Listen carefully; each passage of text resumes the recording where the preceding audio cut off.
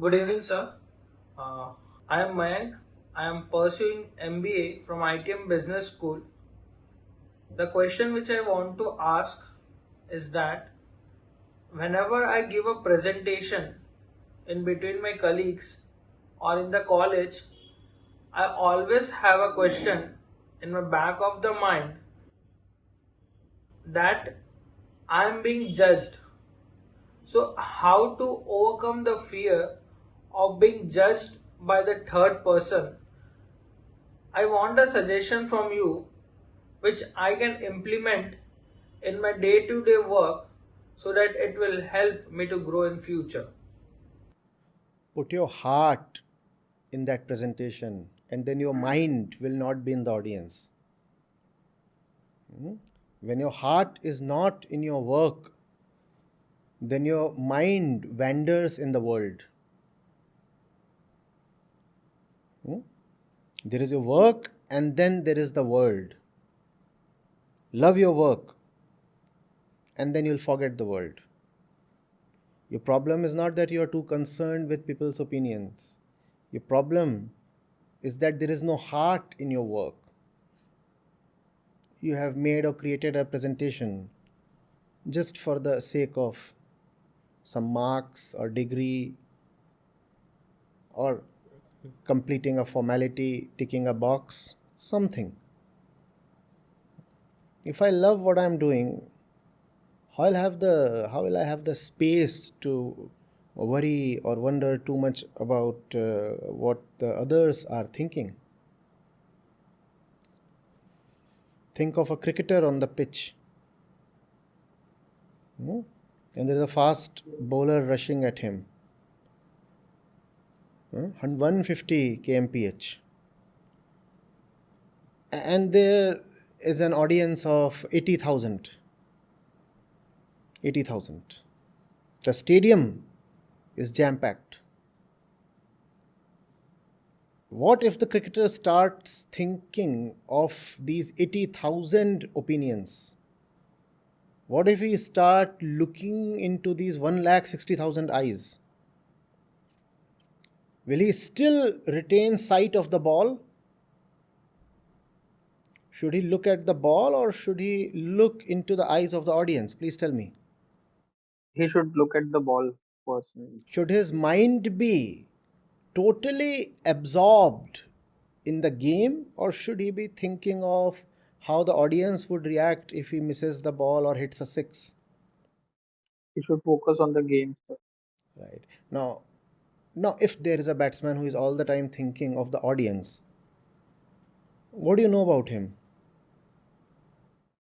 That is mentally disturbed.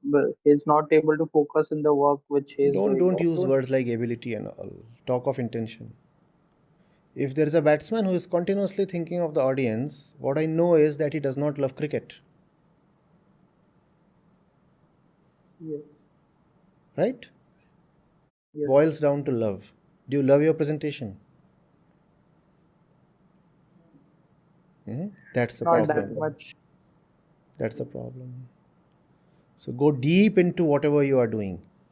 And if something does not deserve the depth of your attention, avoid it. You cannot give your best to everything.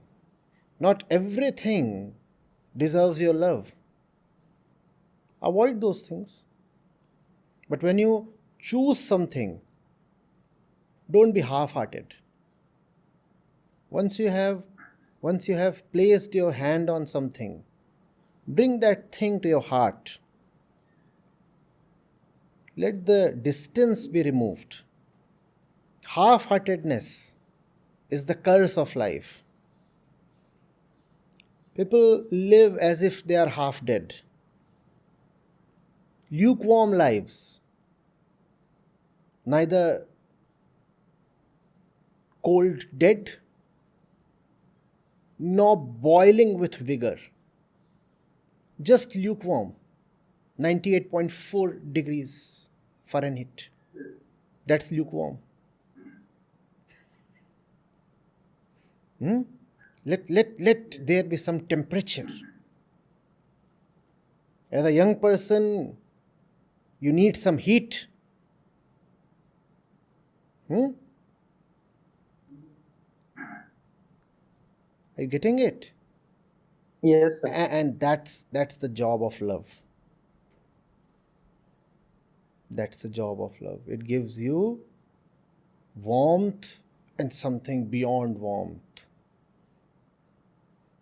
It makes the inner frozenness boil up. There is a lot within that needs to simply evaporate. Love does that. If there is no love, the internal stuff, all the conditioning and nonsense and trash we have been carrying since centuries, all that will continue to remain intact within. If you want your insides to be cleaned up, you need the heat of love, the cleansing power of love. Are you getting it? Yes, sir. Yes. So be just towards your academics, your profession, your relationships, whatever it is that you are into must bear the imprint of your authenticity. If you have touched something, it must not now anymore remain mediocre. Are you getting it? Even if you get just a small room to live in, let the insides of that room display that somebody young, original, authentic, loving resides here. Yes. Hmm? Even if you have an old pair of shoes that you wear, why can't they be polished properly? This example will not suit all conditions, but please get the drift. See what I'm pointing at. Sir. If there is something in your life, why must there be a half hearted approach towards it? The shoes are there, right? Yes. Well, the shoes are not expensive. I understand you are a student, and the shoes are old, and the shoes to some extent are now worn out. That's okay. But why can't they still be polished? That does not cost much. There has to be a warmth towards life. Are you getting it? There has to be a special quality of feeling towards life. And I'm not talking of biological feelings. I'm not talking of lust, anger, greed, etc. I'm talking of that special quality. So if I'm talking to you, I have to give everything that I have to you. At this moment, I cannot be half present, half attentive. I have an entire organization to look after, but I have to forget all that. This moment, it is me and you. If I'm touching something, I have to give it everything. Cannot pass through life in a way, in a manner of sleepwalking. Be conscious, be awake, be loving.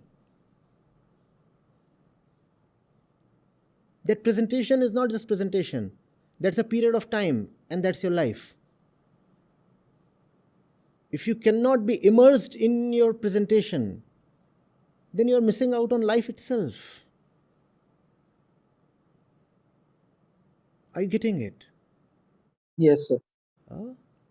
And then obviously there will be too much concern for whether the audience has applauded, or is the teacher making note of all the great points that I'm making? Will I be credited enough for this shabby presentation that I have made?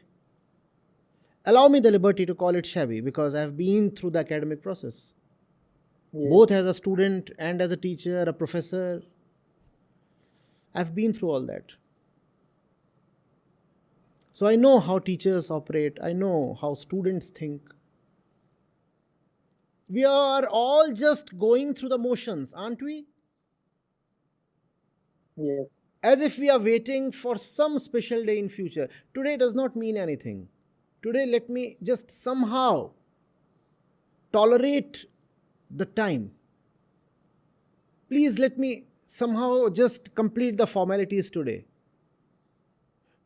My day, my golden day, my real day would come sometime in the future. That will never happen, son. This is your moment. This is your life.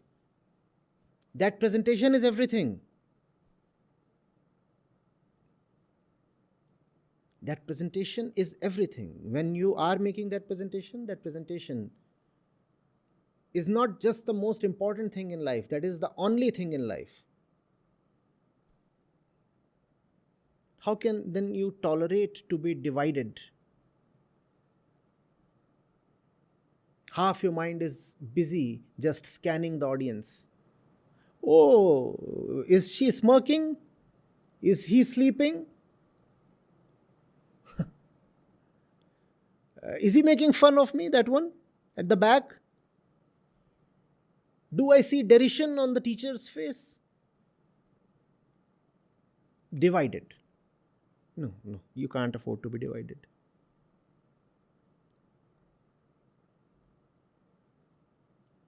Live fully. And if there is stuff that does not deserve your fullness, drop it.